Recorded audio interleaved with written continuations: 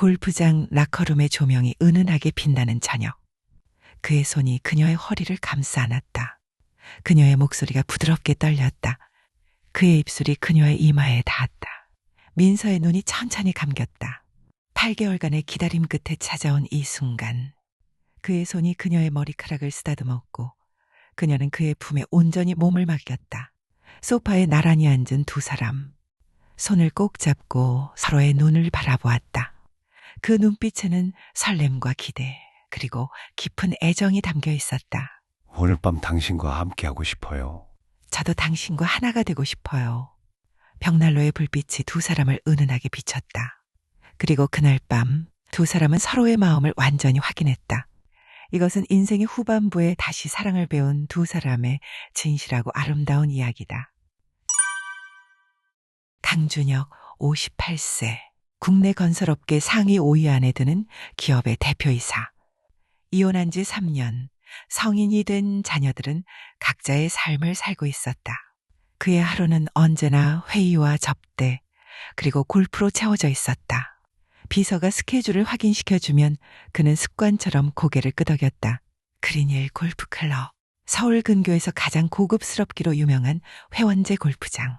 그곳에서 그는 운명을 만났다. 안녕하세요, 대표님. 오늘 라운딩 도와드릴 박미서입니다. 그녀가 미소를 지으며 손을 내밀었다. 순간 준혁의 시선이 그녀에게 고정되었다. 박민서 52세, 그린힐 골프클럽의 VIP 고객 전담 매니저. 긴 웨이브 머리가 어깨를 타고 흘러내렸고 몸에 딱 맞는 폴로 셔츠는 그녀의 우아한 실루엣을 은은하게 드러냈다. 세월이 주는 성숙함과 우아함이 그녀의 전부에서 풍겨났다. 준혁은 어색하게 그녀의 손을 잡았다. 부드러우면서도 따뜻한 그녀의 손길. 그의 심장이 이유 없이 빠르게 뛰기 시작했다. 라운딩 내내 준혁의 시선은 민서에게서 떠나지 않았다.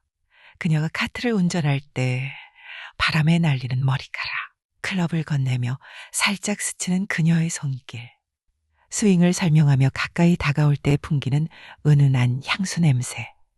모든 것이 그를 사로잡았다. 민서가 부드럽게 집중력이 떨어진 것 같다고 말했지만 준혁은 황급히 시선을 돌렸다. 라운딩이 끝난 후 준혁에게 커피를 제안했지만 민서는 공손하게 거절했다.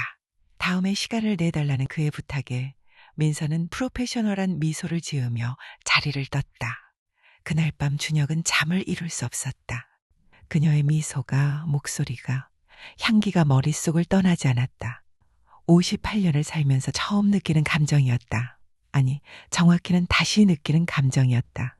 다음 날 아침 준혁은 비서에게 다음 주 화요일도 골프클럽을 예약하라고 지시했다.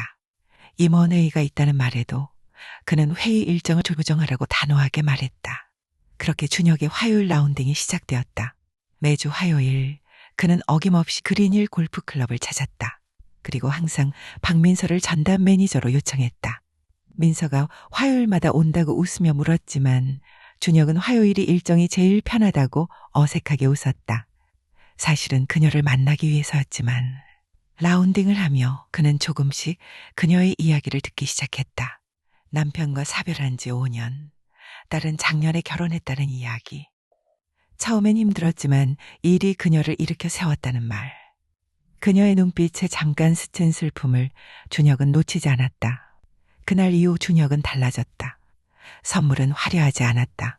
하지만 마음은 깊었다. 민서가 감기에 걸려 목소리가 쉬자 다음날 그녀의 사무실에 도라지차 세트가 배달되었다. 허리가 아프다는 말에는 한의원 침치료 쿠폰이 도착했다. 민서는 그의 세심함에 조금씩 마음이 흔들리기 시작했다. 하지만 결정적인 순간은 따로 있었다. 3개월이 지난 어느 날, 동생의 다급한 전화에 민서의 얼굴이 하얗게 변했다. 어머니가 쓰러지셨다는 소식. 마침 라운딩을 마친 준혁이 그녀의 창백한 얼굴을 보고 무슨 일인지 물었다. 죄송해요, 대표님. 어머니가 쓰러지셔서 먼저 가봐야 할 것 같아요. 어느 병원이세요? 제가 모셔다 드릴게요. 준혁의 단호한 목소리에 민서는 고개를 끄덕였다. 병원까지 가는 내내 준혁은 그녀의 손을 꽉 잡아주었다. 그의 따뜻한 손길이 그녀에게 큰 위안이 되었다. 다행히 어머니는 가벼운 뇌졸중이었고 빠른 치료로 큰 문제는 없었다. 하지만 입원이 필요했다. 준혁이 의사에게 조용히 1인실을 요청했고 1시간 후 민서의 어머니는 가장 좋은 1인실 병실로 옮겨졌다. 그날부터 일주일 동안 준혁은 매일 병원을 찾았다. 식사 때가 되면 따뜻한 음식을 들고 왔고 민서가 집에 들러야 할 일이 있으면 기꺼이 병실을 지켰다. 민서가 이렇게까지 할 필요 없다고 말했지만 준혁은 그녀의 눈을 똑바로 바라보았다. 민서 씨, 저는 지금 필요해서 하는 게 아니에요. 저는 당신이 좋아요. 진심으로. 민서의 눈에 눈물이 고였다. 천천히 생각하라는 그의 말. 하지만 그의 마음만은 알아달라는 진심 어린 부탁. 그날 밤 민서는 잠을 이루지 못했다. 남편이 떠나고 5년, 그녀는 스스로를 단단하게 무장했었다. 더 이상 누군가에게 기댈 생각도 사랑할 생각도 없었다. 하지만 준혁은 달랐다. 화려한 선물이 아니라 진심 어린 관심으로 그녀의 마음을 두드렸다. 어머니가 퇴원한 후 일주일이 지났다.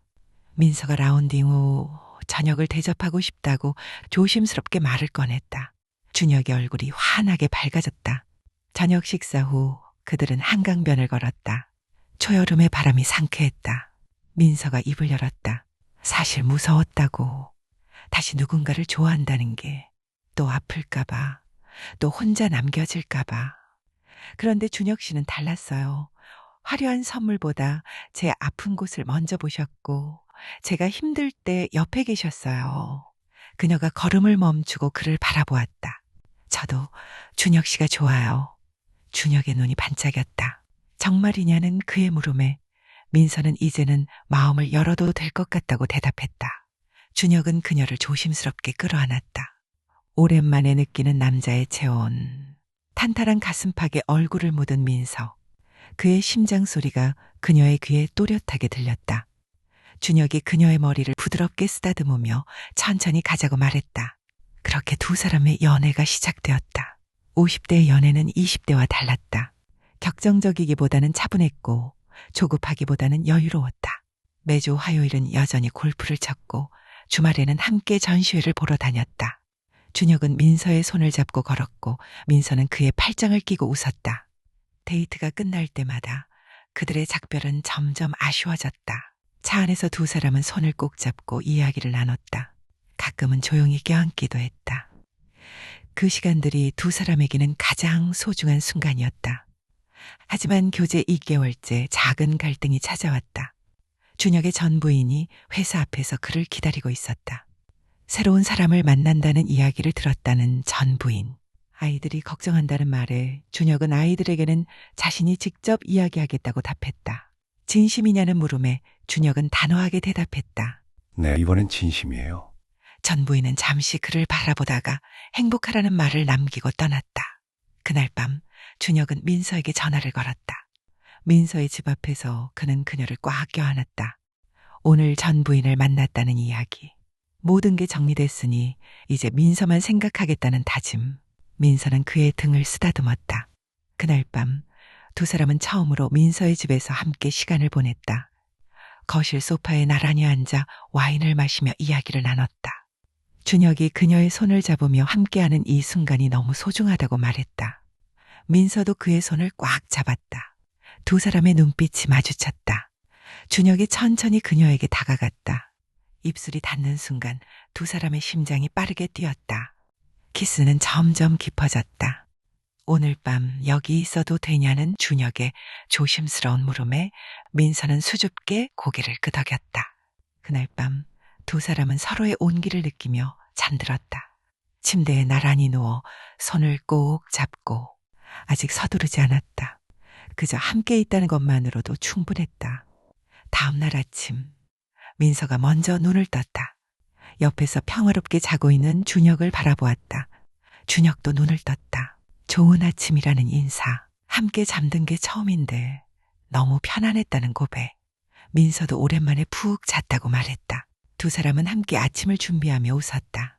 마치 오래전부터 함께해온 부부처럼. 3개월이 흘렀다.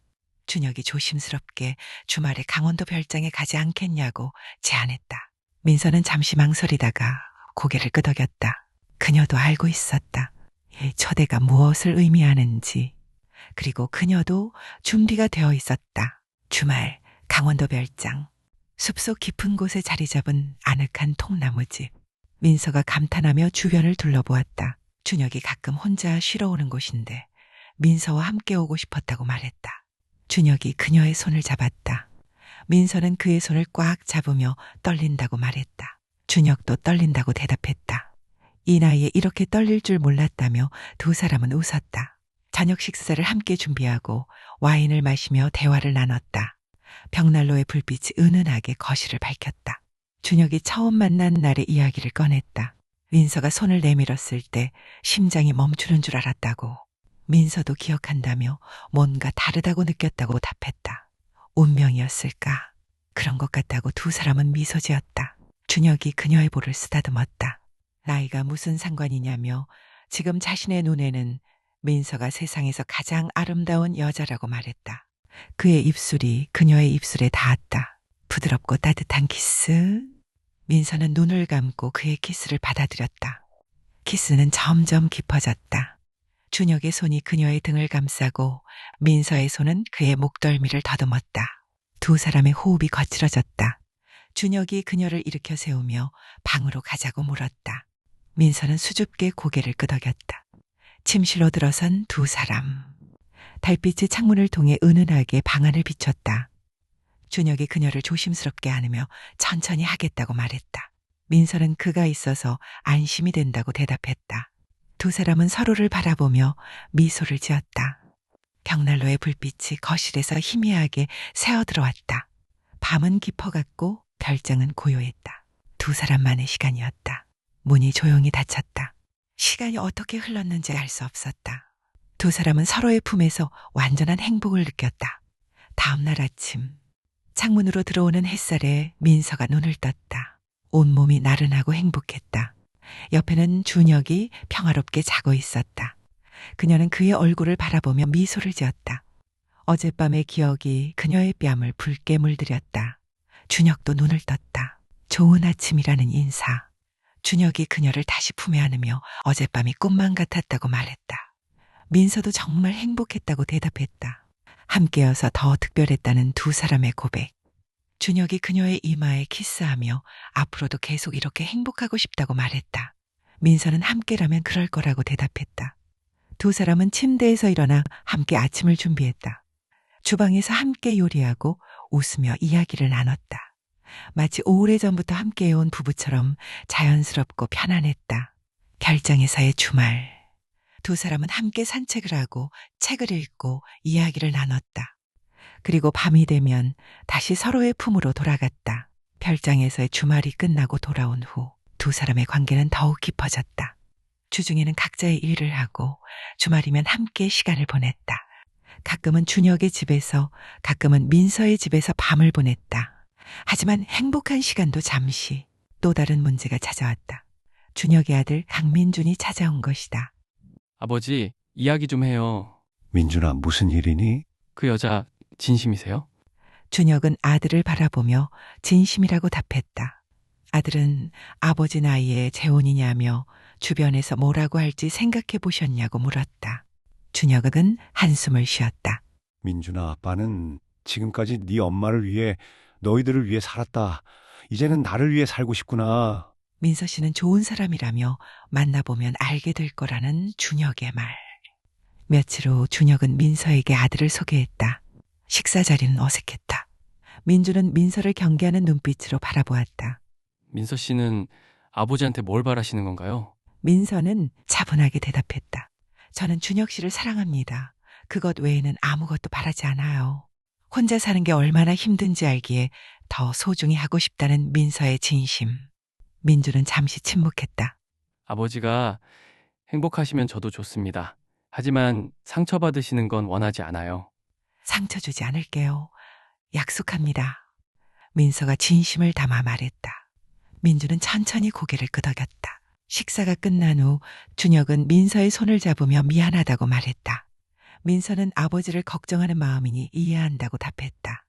그날 밤 두 사람은 더욱 가까워졌다. 서로의 아픔을, 걱정을, 두려움을 나눴다. 그리고 그것들을 함께 이겨내기로 했다. 어느 날 저녁 준혁이 말했다. 당신과 있으면 20대로 돌아간 것 같다고. 민서도 이렇게 설레고 행복할 줄 몰랐다고 대답했다. 우리 결혼해요, 민서 씨. 민서가 깜짝 놀라 그를 바라보았다. 우리 결혼해요. 남은 인생 함께하고 싶네요. 당신 없는 삶은 이제 상상할 수 없다는 준혁의 간절한 청원. 민서의 눈에 눈물이 고였다. 네, 좋아요. 저도 준혁 씨와 함께하고 싶어요. 두 사람은 뜨겁게 포옹했다. 50대의 사랑. 그것은 젊은 시절의 사랑과는 달랐다.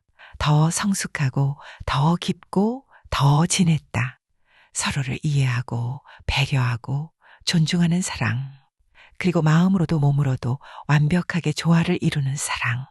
강준혁과 박민서.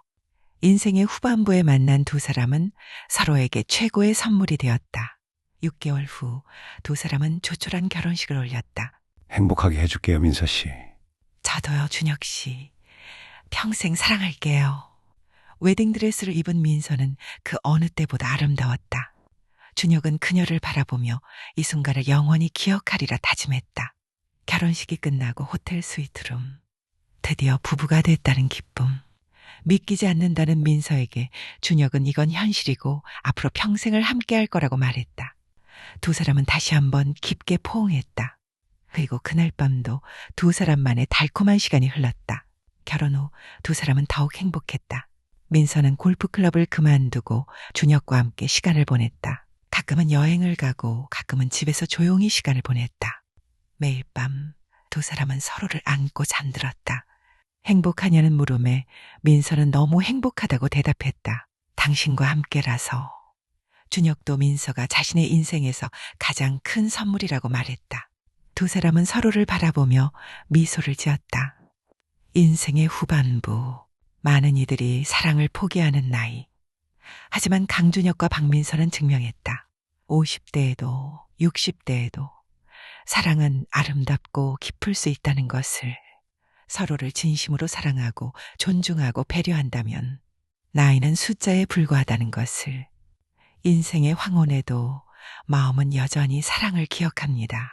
그 빛나는 순간들을 놓치지 않으려면 구독과 알림 설정으로 은빛 멜로 함께 해주세요. 여러분의 좋아요 한 번, 댓글 한 줄이 저에게는 다음 이야기를 이어갈 큰 힘이 됩니다. 삶의 끝이 아닌 또 하나의 시작을 노래하는 곳 은빛 멜로였습니다.